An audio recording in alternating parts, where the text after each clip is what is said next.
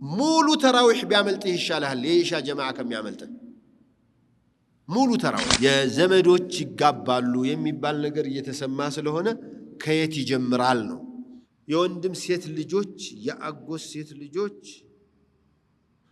ልታገቧቸው በእናንተ ላይ እርም ተደርጓል ይላል ሐረርና ጎንደር ይጋባሉ ወይ ባሌና ሞያሌ ይጋባሉ እና ሲጣሉ ሐታ አገናኝተን ለማፋታት እንኳን አናገኛቸው አንዱ አዛን በል ከ30 ብሎ ከ38 ደቂቃ ሆነ ብሎት አዛን አለ ሰዓቱ የነበረው ከ28 ደቂቃ ነው ግማሹ አፈጠረ ግማሹ አልደረሰም አለና ያፈጠሩ ሰዎች ቀዳ ያወጣሉ ወይ የዚና ቪዲዮ ማየት ልክ እንደዚና እንደሰሩ ነው የሚታየው ወይስ ሁክሙ ምንድነው መከላከያ የገቡ ሙስሊሞች ሶላት አይሰግዱም ምን ሊባሉ ነው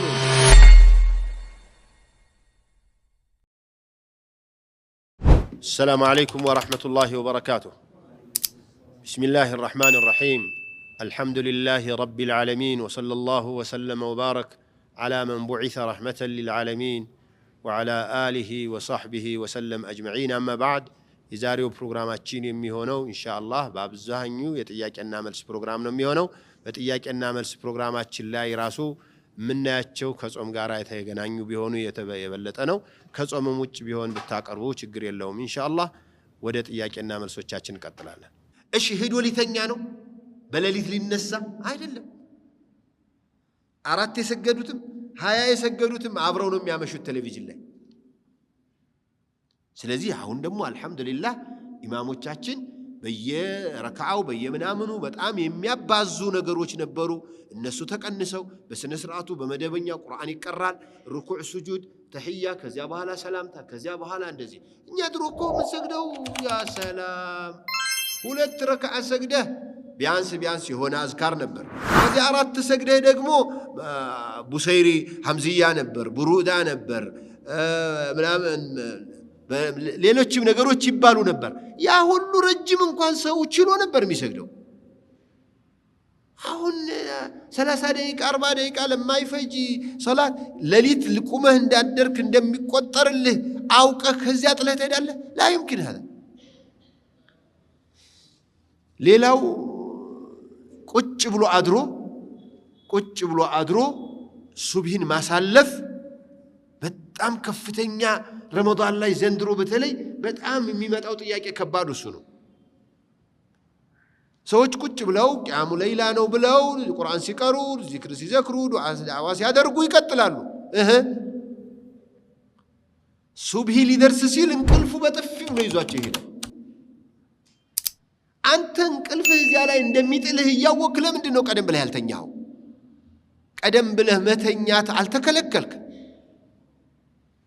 እንዲያውም ሌሎቹ በጣም የሚያሳዝነው ወደ ኢሻ ሲመጡ ወደ ተራዊህ ሲመጡ ኢሻ ላይ ቢደርሱም ባይደርሱም ደንታ የሌላቸው አሉ ይሄ ከስተቶች አንዱ ነው የሚጓጉት በጣም የሚጓጉት ምን ላይ ነው ተራዊህ እንዳያመልጣቸው ነው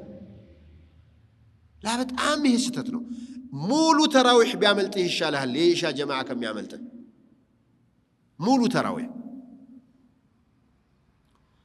ከዚያ ቀድም ያነሳሁት ተሳስቶ የበላ ተሳስቶ የጠጣ ጾም መቀጠል አይችልም ብሎ የሚያምን ሰው እስካሁን አለ እኔ አንድም ሰው ተሳስቶ የበላ ተሳስቶ የጠጣ ያፈጥራል የሚል አንድ ዓሊምም አላውቅም እንኳን በሱና ውስጥ ሻዓዎችም የሚሉ አይመስለኝም ምን ማለት ነው ነብይ ሰለላሁ ዐለይሂ ወሰለም من نسي وأكل وشرب أو شرب ناسيا إنما أطعمه الله وسقاه فليتم صومه الله نابلو الله ناتتاو صومني قتل نبي قتل يالو هانت افترح هل تلال لبي من درو بلي يتفلسف وما ينطق عن الهوى إن هو إلا وحي يوحى ወደ ላይ አስብሏት አንድ እህታችን በቃ አፍጥረሻል ብለው አስፈጠሯት። እኔ ጋር ደወለች። ኧረ ቀጥይ ዝም ብለሽ በልቻለሁ ኡስታዝ። ለምን በላሽ? አፍጥረሻል ብለውኝ። እምቢ ብሎ ወጣ እኮ ምግብ አልተስማማህም ወጣ። አያስፈጥርም። ነክተህ ካስወጣህ ነው። ነቢ ሰለላሁ ዐለይሂ ወሰለም መን ኢስተቃ ፈልየቅዲ ነው።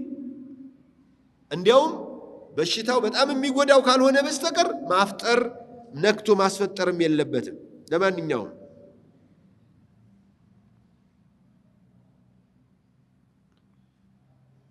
በዓረፋ ጊዜ ኡድሕያ በግ ስንት ሰው ነው ማለት? በዓረፋ ጊዜ ኡድሕያ ለስንት ሰው ነው? አንድ በግ ለአንድ ቤተሰብ ነው የሚሆነው። ኡድሕያ ስናርድ ኡድሕያ ማረድ ያለብን ሰዎች አንድ በግ አንድ ፍየል ለአንድ ሰው ነው የሚሆነው። ግመልና ከብቶች ናቸው ለሰባት የሚሆኑት። አንድ ከብት ለሰባት ይሆናል። አንድ ግመል ለሰባት ቤተሰብ ኡድሕያ ይሸፍናል። የዘመዶች ይጋባሉ የሚባል ነገር እየተሰማ ስለሆነ ከየት ይጀምራል ነው? ካክስት ልጅ ይጀምራል። ካጎት ልጅ ይጀምራል ማለት ምን ማለት ነው? ያጎትህን ልጅ ልታገባ ትችላለህ። ያክስትህ ልጅ ልታገባ ትችላለህ። ይሄ ሰባት ምናምን ሰባት ዘር ለምን ሰባት ዘር ከየት እንደመጣ አላውቅም። እንግዲህ ምናልባት ከናያ አንቶኒ ይወራ ይሆናል። ያው እኛ ለው ደኸሉ ጁሕረ ضب ለደኸልቱሙህ ነው። እነሱ ያሉት ሰባት ካሉ ሰባት፣ ስምንት ካሉ ስምንት እያልን ስለምንሄድ ነው እንጂ ሰባት የሚባል ነገር የለም። ዓሊይ ብኑ አቢ ጣሊብ አቡ ጣሊብ ብን ዓብዱልሙጠሊብ ናቸው። ሙሐመድ ብን ዓብድላህ ብን ዓብዱልሙጠሊብ ናቸው። የረሱልን ዓለይሂ ሰላቱ ወሰላም ልጅ ፋጢማን ማን አግብተዋል? ዓሊይ አግብተዋል። የእህትማማች የወንድማማች ልጆች መጋባት በሸሪዓ ምንም ችግር የለም። ባይሆን አንዲት ሴት ልጅ ሌላ እዚህ ሀገራችን ላይ ኢትዮጵያ ላይ የሰማሁት ያለው ደግሞ ዝም ብሎ ከየት እንዳመጡት ባላቅም ዘመዷ ያገባችውን ባል ዘመዷ የተፈታችበት ቤት እሷ ሄዳ መግባት የለባትም የሚል ዝም ብሎ ከወፋራሽ ታሪክ ሲወራ እንሰማለን። ማለት ያክስቷ ልጅ የሆነ ቤት ገብታ ትዳሯ አልሆንላት ብላ ብትፈታ እሷን ቢያጫት አይ ያክስቴን ልጅ አግብተህ ስለነበረ አይሆንም። ከየት መጣ ይሄ? ነቢ ዓለይሂ ሰላቱ ወሰላም ለዑስማን ብን ዓፋን ሩቅያ እንዳሯት ሩቅያ ረዲየላሁ ተዓላ ዐንሃ ወአርዳሃ ሞተች። እሷ ስትሞት ነቢ ዓለይሂ ሰላቱ ወሰላም ትንሿን እሙ ኩልሱም እንዳሯት። እሙ ኩልሱም የሩቅያ የአባትም የእናትም ልጅ ናት። የቷን ባል አገባች ማለት አይደል? አረ ያ ጀማዓ ለአላህ ብላችሁ ዑለማዎቹን ስሙ። የቷን ልጆች ታሳድጋለች። የቷን ባል አገባች። እዚህ ሼኽ መሐመድ ወሊ ረሕመቱላሂ ተዓላ ዐለይህ ትንሿ ልጅ አግብታው የነበረውን ልጅ እሷ ሞተች፣ አላህ ይርሐምሃ። ስትሞት ትልቂቱን ዳሩት። እዚህ ሼኽ መሐመድ ወሊን የማያውቃል እዚህ ሀገር ላይ ግን ማሻአላህ የጫት ሙፍቲዎች የመንደር ሙፍቲዎች አራ ከሰባት በታችማ ዝምድናን መቁረጥ ነው ይላሉ። ዝምድናን ማዳበር ነው እንጂ እንዲያውም እኛውን የቸገረን የነበረው እዚያ በኪታቡ ላይ ስናየው የአክስትና የአጎታማ ስለሚጋባ ከቤተሰቦች ለሌላ አይሰጡም። ይሄ አረብ ሀገር ያለው ትልቁ በሽታ እሱ ነው። የአክስት ልጅ የላትም ወይ ነው የምትባለው ያላገባች ሴት ካለች። የአጎት ልጅ የላትም እንዴ? ማ عندها ابن عمها ولا ابن خالها او خالتها ነው የሚለው አረብ። ከአክስትና ከአጎቶቹ ልጆች ወጥቶ የሚያጭ ወንድ በቤተሰቡ ውስጥ የተረገመ ነው የሚባለው። ይሄ እርጉም ምን ፈልጎ ነው እዚያ ሄደው? እኛ ጋር ግን የለ አንዱ ከሐረር አንዱ ከጎንደር ይጋባና የተጣሉ ቀን የሐረርና የጎንደር ሰው አገናኝተህ ለመሸምገል ራሱ ስንት መከራ ነው። አንዳንዶችማ ውጭ ሀገር ይገናኛሉ። ሐረርና ጎንደር ይጋባሉ ወይ ባሌና ሞያሌ ይጋባሉ እና ሲጣሉ ሀታ አገናኝተን ለማፋታት እንኳን አናገኛቸው። ተይዘው መጡ ልጅ ወልደዋል። ተይዘው መጡ ቦሌ ደረሱ። አንተ ወዴት ነህ? እኔ ባሌ ጎባ። አንተስ? እኔ ሞያሌ። አንተስ? እኔ ሸጎሌ። እኔ ምናምን ብለው ተብለያዩ። ስልክ የለ አድራሻ አይተዋወቁ ምን አይተዋወቁ። ትልቁን ልጅ እሱ ይዞ ሄደ፣ ትንሽቱን እሷ ይዛ ሄደች። አልተገናኙ እስካሁን ድረስ። ፍቹማ ሸሪዓ ፍርድ ቤት ሄዱና ይፍታችሁ ብለን ቅፈቷል። ግን ልጆቹ እናትና አባት ሳያገኙ ምንድነው በአካባቢ ያጎት ልጅ አክስት ልጅ ቢጋባ ወንጀሉ ምን ላይ ነው? ለምንድነው እንደዚህ የምታደርጉት ነው? በረመዳን ያለ ምክንያት ማፍጠር ጾም መፍታት ሕክሙ ምንድነው? እንደው አሁን ይሄ ቤት የቆመው በአራት ማዕዘን ቢሆን ይሄ ጠረጴዛ ይሄንን አሁን ብንሰብረው እንዴት ነው የሚሆነው? ይቆማል? እርግጠኛ ናችሁ? طيب ነቢ አለይሂ ሰላቱ ወሰላም እስላምን በአምስት መቋሚያ ነው የቆመው አላሉ? ቡኒየ الاسلام على 5 شهادة أن لا إله إلا الله وأن محمد رسول الله 1 وإقام الصلاة 2 وإيتاء الزكاة 3 وصوم رمضان 4 وحج البيت 5 ይህንን ብናነሳ እየቻልን በአምስት ቋሚ ላይ የቆመ ይወድቃል። አራተኛውን ጾም ከአነሳ ነው ማለት ይሄ የሌለው ይሄ ቋሚ የሌለው ጠረጴዛ ማለት ነው። في الحقيقة حديث ضعيف ነው ተብሎ ነው እንጂ በጣም የሚያስፈራ ሐዲስ ሐፍጃለሁ ከልጅነቴ ጀምሮ። ግን ሐዲሱ ضعيف ነው። ሌላ ማአነሳችሁ ሆይ ሶሒሁ ያለ እሱን የምታዋሩ ስለሚሉን ተተነው ነው። ሩክን እኮ ነው። ሩክን ማዕዘን እኮ ነው። ማዕዘን የተወሰው ሕክሙ ምን ሊሆን ይችላል? ይከፍራል ማለት አልደፈሩም መሻይኾች። መተው ተግባር ሆኖ መተው ያከፍራል በሚል ደፍረው ከሱሐባ ጀምረው የቀጠሉበት ሶላት ላይ ነው። ከነዚህ ማዕዘኖች መቼስ ሸሃዳ ያላለ ሙስሊም አይደለም አይደል? بعد الشهادتين ከሸሃዳ ሌላ መተው ያከፍራል በሚል ጉዳይ ላይ የተስማሙ ሶላት ላይ ብቻ ነው ይላሉ ኢብኑ ረጀብ። ሶላት ላይ እስመች ተስማማ ሰው? ሶላት የማይሰግድ ሰው እኮ እንደ ነውረኛ መታየት ቀርቷልኛ ዘመን።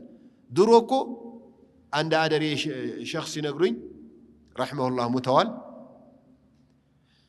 ሐረር አሉ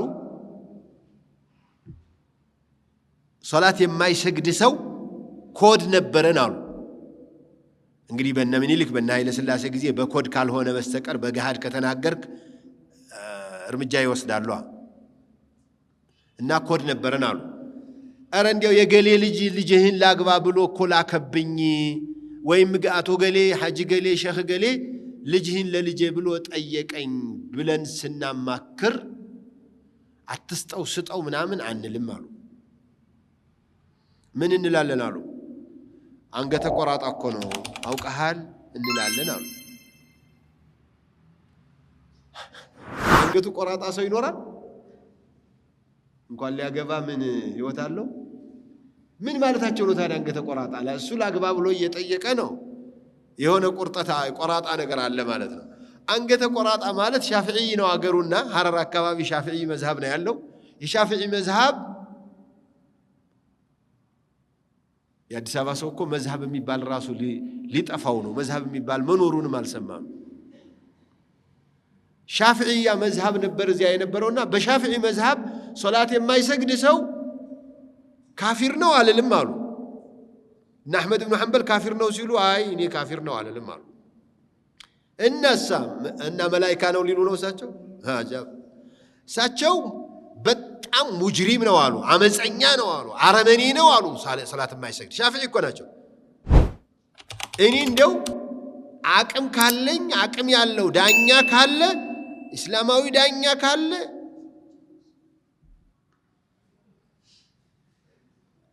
አይ እንዲሰማ ስላልፈለኩ ነው አልገባችሁም ወላሂ ኢማም ሻፊዒ ምን አሉ ምግብ መብላት የለበትም መጠጣት የለበትም ታንዴው እንደዚህ መከበር እንዲያውም ያገር ሽማግሌ ተብሎ ሶላት የማይሰግድ ሰው ቁጭ ብድግ ሊባልለት አረ በፍጹም አንገቱን በጥሱት አሉ ሻፊዒ ይقتሉ ሐደን ይላሉ ላ ኩፍረን ሐደን በሐድ ነው የሚገደለው ከፍሩ አይደለም ከእስላም አልወጣም ለዚህ ብሎ ይገደልና ሶላት الجنازه ተሰግዶበት ሙስሊሞች መቃብር ይቀበራል اللهم اغفر له ተብሎም ዱዓ ይደረግለታል አሉ ከሳቸው በፊት ደግሞ አቡ ሐኒፋ ምን ብለዋል አይ ካፊርም አይደለም ይገደልም አለለም ግን ተውበት እንዲያረግ ማረሚያ ቤት ይግባሉ እኛ ጋር ማረሚያ ምንለው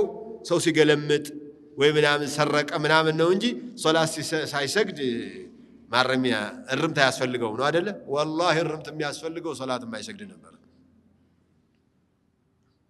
አቡ ሐኒፋ እስከሚፈታ ድረስ ታስሮ ይማቀዚያ ውስጥ ነው የሚሉት 10 ዓመት ቢኖር 20 ዓመትም ቢኖር ዘመዶቹ ጧት ማታ እየሄዱ በር ላይ ወይን ቤት በር ላይ ምን ሆናችሁ ነው አባታችን ታስሮ ለምን ስለ አልሰግድም ብሎ ሶላት አያችሁት ውርደቱ አቡ ሐኒፋ እንደዚህ አሉ አይ ሻፊዒ እኔ እሱን አስሬ መቀለብ እንዲቀለብ አልፈልግም ለምን ሲበላል ለምን አየር ያገኛል መጥፋት ያለበት ነው አሉ ከዚያ የባሰው መጣ አህመድ ኢብኑ ሐንበል ኢማሙ አህሊ ሱና ለምንድን ነው የማይከፍረው እናንተ ከአላህ የበለጠ አዛኝ ናችሁ ወይ ለኸልቁ አሉ الله فإن تابوا وأقاموا الصلاة وآتوا الزكاة فإخوانكم في الدين ብሏል توبتوا صلاة كسجدوا زكاة كسدوا ወንድሞቻችሁ ናቸው የሃይማኖት ወንድሞቻችሁ ናቸው ብሏል ካልሰገዱ ካልተወበቱ ዘካ ካልሰጡ ወንድሞቻችሁ አይደለም ማለቱ አይደለም ወይ منيبين إليه واتقوه وأقيموا الصلاة ولا تكونوا من المشركين بلو يلموي نبي عليه الصلاة والسلام العهد الذي بيننا وبينهم الصلاة فمن تركها فقد كفر بلو يلموي نبي صلى الله عليه وسلم يتنو أنت يتداتشونو يلالو صلاة لاي زكام ወደ ማክፈሩ የሄዱ ብዙ ሰዎች አሉ እንደ ሶላት ባይጠነክሩ ጾም ላይ ከፍሯል የሚል ግን ትንሽ ሰው ነው ጾም ሆን ብሎ የሚበላ ሰው ይከፍራል የሚል በጣም ትንሽ ሰው ካልሆነ በስተቀር የለም ሐጅም እንደዚሁ ግን በጣም ትልቅ ወንጀል ነው ከመስረቅ ከመዘሞት በቃ ከትላልቅ ዋና ከሚባሉት መሰረታዊ ወንጀሎች አንድ ቁጥር ላይ ካሉት ከሽርክ ቀጥለው ካሉት ወንጀሎች ጾም መብላት ነው ኢትዮጵያ ውስጥ እንደዚህ ያለ ብዙም አይኖርም በዚያ በኮሙኒስቱ ጊዜ በሶሻሊስቱ ዘመን ትንሽ የሚያስቸግሩ ሰዎች ነበሩ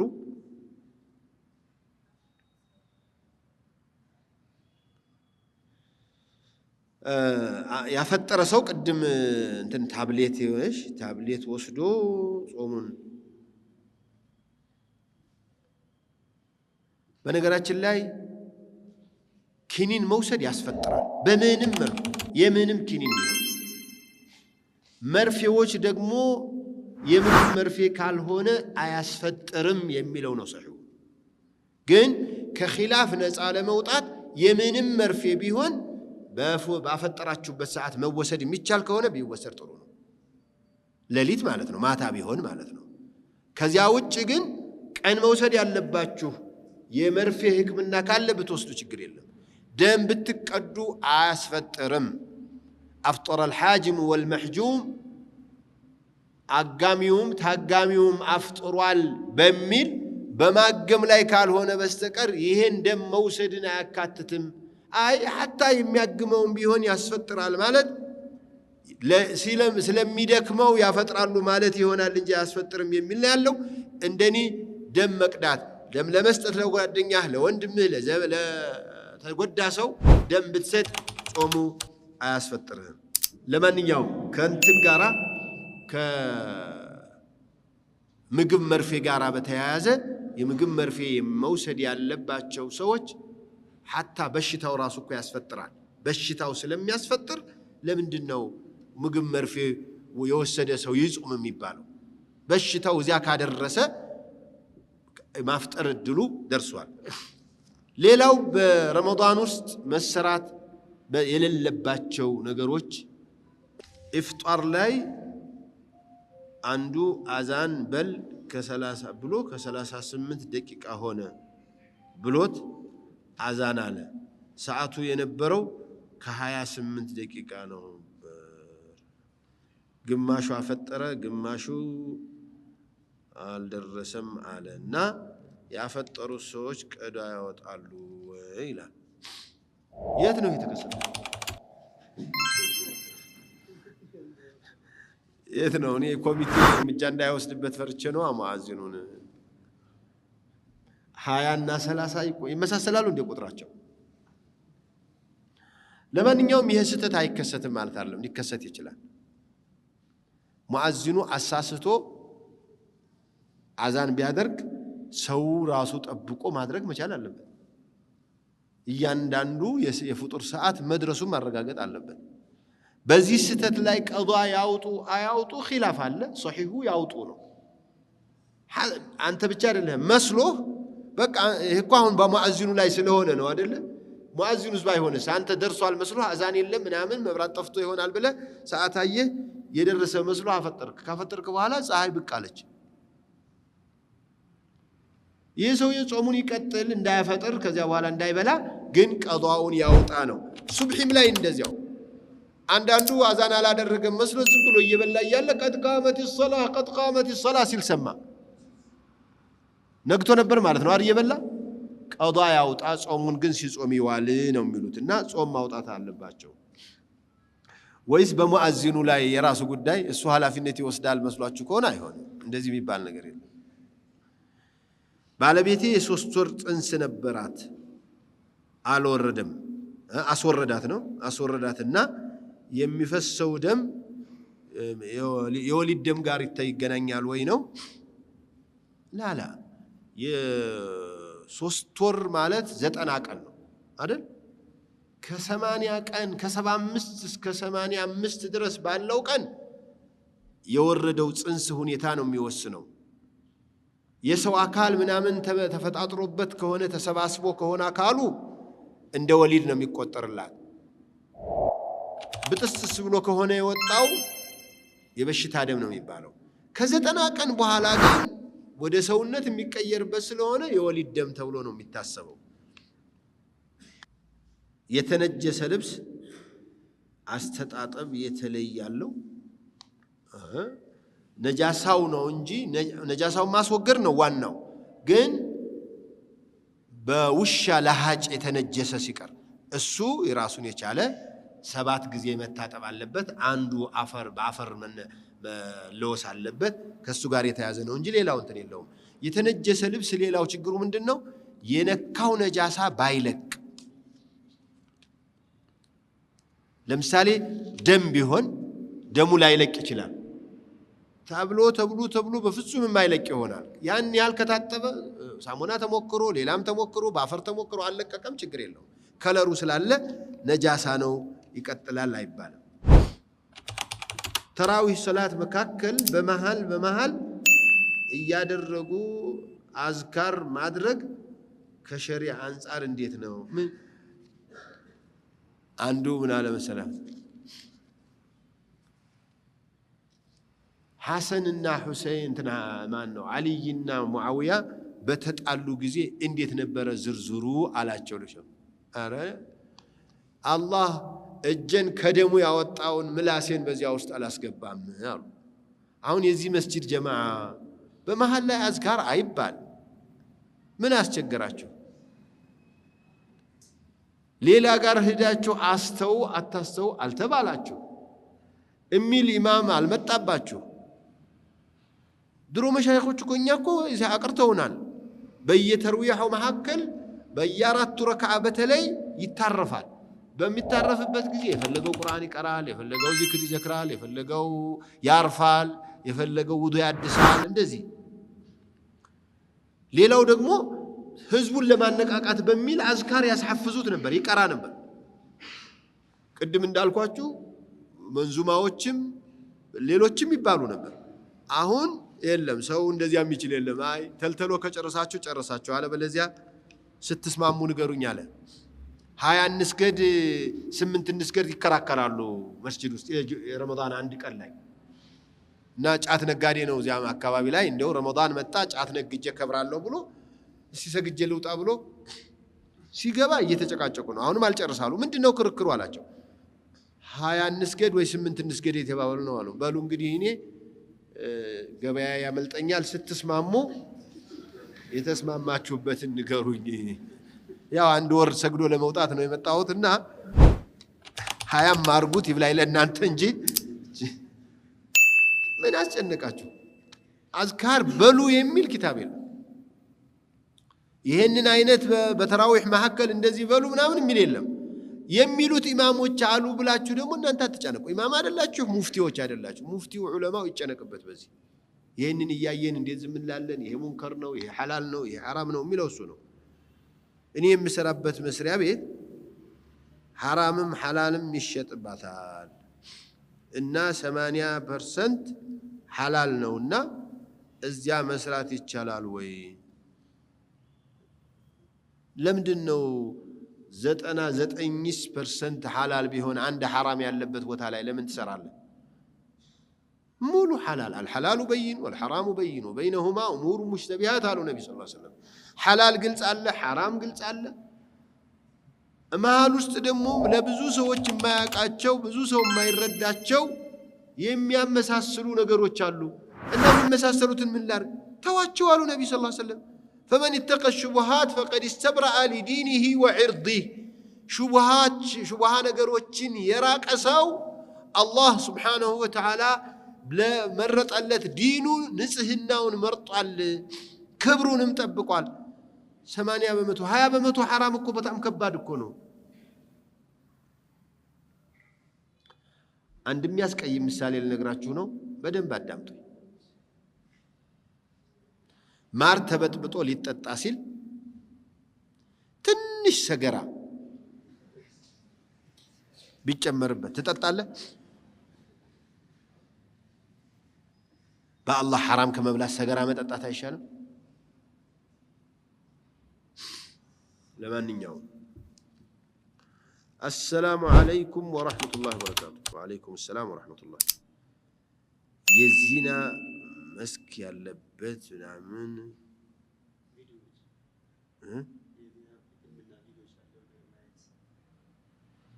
ቪዲዮ ማየት ልክ እንደዚና እንደሰሩ ነው የሚታየው ወይስ ሁክሙ ምንድነው? የዚናን ነገር መጀመሪያ መውደዱ ራሱ መቼም የሚያየው ሰውየው እኮ ወዶት ነው አይደል? እሱን ማየቱ ትልቅ ወንጀል ነው። ሙንከርን መውደድ ሙንከርን ከመስራት አይለይም። ሙንከርን ማጣጣም፣ ሙንከርን መደገፍ፣ ሙንከርን ላይክ ማድረግ፣ የሙንከር ደጋፊ አባል መሆን ከሰራተኛው አይለይም። እርግጥ ዝሙት እንደሰራ ነው ተብሎ ይገረፋል፣ ምን ይደረጋል አይደለም። ሸሪዓ ዳኛ ጋር ቢቀርብ ሸሪዓው ዳኛው ምን እንደሚወስድበት የቀረበለት ዳኛ ነው የሚያየው። ዝሙት የሰራ ሰው በቁርአን በሐዲስ ተነግሯል። ግን እነዚህ ወሳኢሎች ለዝሙት ሊያዘጋጁ የሚችሉትን ነገሮች የሚሰራ ሰው ምን ይደረግበታል? ለሙጅተሂዱ፣ ለሙፍቲው፣ ለዳኛው ነው የሚለቀቀው። ግን ትልቅ ወንጀል እኮ ነው። አንዳንድ ጊዜ አሁን በሞባይል ምክንያት እየተፈጠረ ያሉት ወንጀሎችን ካያችሁ በጣም የሚያሳፍር የሰው ልጆች ያለቁበት ያለ ነገር ቢኖር ዩቲዩብ እና ቲክቶክ ነው። በግድ ነው የሚጋብዝህ። ዛሬ አዑዙ ቢላሂ ሚነሽ ሸይጧን ረጂም ትላለህ። ከዚያ ኢና ሊላሂ ወኢና ኢለይሂ ራጂዑን ቀስ ብለህ እያየህ ከዚያ በኋላ ትለምደዋለህ። የሰው ልጅ ሙንከርን በጣም ነው ቶሎ የሚለምደው። ሸይጣንም ያባብለዋል። አንተ እኮ አይደለም የለቀቀው እንዴ እነሱ የለቀቁት ነው እኮ አንተ የምትፈልገው እኮ ሐላሉን እየፈለክ ነው ሐራሙን ያየው እያለ እያባበለው ይዞ ገደል ነው የሚገባው። ለዚህ ብለው ብዙ ዑለማዎች እኮ ኸልጥ ያለበት ስለሆነ ይቅር ዩቲዩብ አትጠቀሙ ቲክቶክ አትግቡ ምናምን ይሉናል እኮ።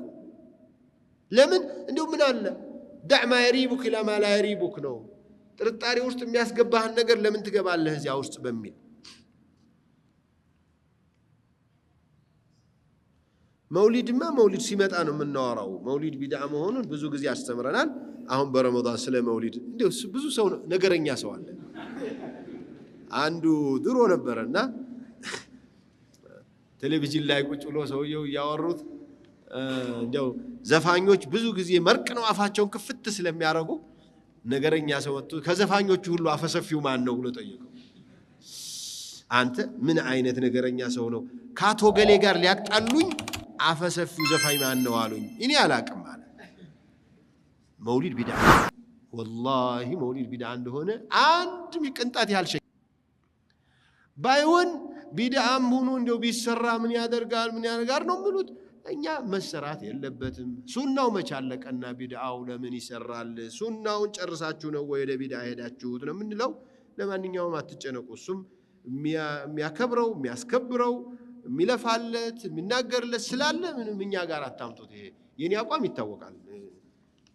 መውሊድን ማን ጀመረው ብዬ ሻዓ እንደጀመረው የእስላም ጠላት እንደጀመረው እንዲያውም ትክክለኛ ረቢዑል አወል 12 ቀን ማለት መውሊዳቸው የልደታቸው ቀንነቱ ሳይሆን የሞቱበት ቀን መሆኑ ነው። እርግጠኛ በታሪክ የተወለዱበት ቀን ረመዳን ነው፣ ሻዕባን ነው። ሐታ ረቢዑል አወል እንኳን ቢሆን 9 ነው፣ 17 ነው፣ 12 ነው፣ 8 ነው፣ ኺላፍ አለው። የሞቱበት ቀን ግን ረቢዑል አወል 12 ነው። ለምንድን ነው የሞቱበትን ቀን በደስታ የምንውለው? እኛ ስለ ጾሙ ይላል። ታዲያ ከጾሙ ሰኞና ሐሙስ አትጾሙም? ለምን ሰኞ ትጾማለህ ተብለው እኮ ተጠይቀው እንዴ የተወለድኩበት ቀን እኮ ነው ብለዋል። የተወለድኩበት ቀን ማለት ረቢዕ 12 እኮ ጾመው አይደለም እንደዚህ ያሉት፣ ሰኞን ስለ ጾሙ ነው። ሰኞ ቀን ጾም አንተ እውነት ነቢይን የምትወድ ከሆንክ። በዓመት አንድ ቀን መተህ ግን የፈለግከው በግመል አይደለም ሌላም ነገር ብታደርግ የነቢይ ወዳጅ ልትባል በኪታብ መስፈርት አታልፍም። እንዲያው ሌላውንም እየሰራው ይሄንን ብሰራ ምን አለብኝ ነው። እሱም ችግር አለው ብለን ነው የምናስበው። ምክንያቱም خلطوا عملا صالحا واخر سيئا እንዳይሆን ጥንቃቄ አድርጉ። መከላከያ የገቡ ሙስሊሞች ምን ሊበሉ ነው? ሶላት አይሰግዱም ምን ሊባሉ ነው እንዴ? እና መከላከያ ከገቡ እነሱ እንዳይከፍሩ በማለት ታሪክ ሶላት ካፊር አይደለም በሉ ለማለት ነው። ይሄ ሽምግልና ፈትዋ ይሆናልና። ለነገሩ እኔ መከላከያ የገቡ ወንድሞችም ፖሊስ የሆኑም ሁላቸውም መስገድ ሶላት መተው የለባቸው። ሶላት አትስገዱ ከተባሉ መግባት የለባቸው። ግን አትስገዱ ቢልህ አንተ ለምን ትተዋለህ? የመጨረሻ ያለው ነገር እኮ ጀማዓ አትሰግድም፣ ቂብላ ላይ መችህ ይችላል። በተለይ ጨበጣ ባለው ደግሞ የዘንድሮ ጦርነት ጨበጣ አይደለም፣ በሪሞት ኮንትሮል ለሚደረግ ጦርነት ሶላት የሚከለክል ቤት አለ። ድሮ እኮ ፊት ለፊት ሰግዳለሁ ስትል መጥቶ በሰይፍ ከተክተሃል ነው ስጋቱ። ያም ቢሆን ወደ ጠላትህ ሆነህ ስገድ ነው። ሩኩ ማድረጉን ትተህ እዚህ እያረክ ስጁዳ እንዳታደርግ፣ አንገትህን ስትደፋ መጥቶ እንዳይመታ እንደዚህ እያረክ እየጠቀስክ ስገድ ነው። ይሄ መከላከያ ላይ ያለ ሰው እኮ መስገድ ይችላል፣ ምንም ችግር የለውም። ህጉ መከላከያ አይሰግድም ተብሎ ወጥቶ ከሆነ ይሄ ዙልም ነው። የኢትዮጵያ ሙስሊሞችን እንዳይካፈሉ በእጃዙር መከላከያ ውስጥ አትግቡ እስላም ሆናችሁ ማለት ስለሆነ እሱ ሊቀየር ይገባዋል። ግን እዚያ ዝም ብሎ የክፍሉ ኃላፊዎች ምናምን አንተ ጸሎተኛ ሶላተኛ ነህ ምናምን ብሎ ይገመግሙኛል ከሆነ ግምግም አድርገው ለምን አያባርሩትም? ምን ችግር አለው? ይህ አይነበብም። ሱረቱ አልኒሳ ቁጥር 25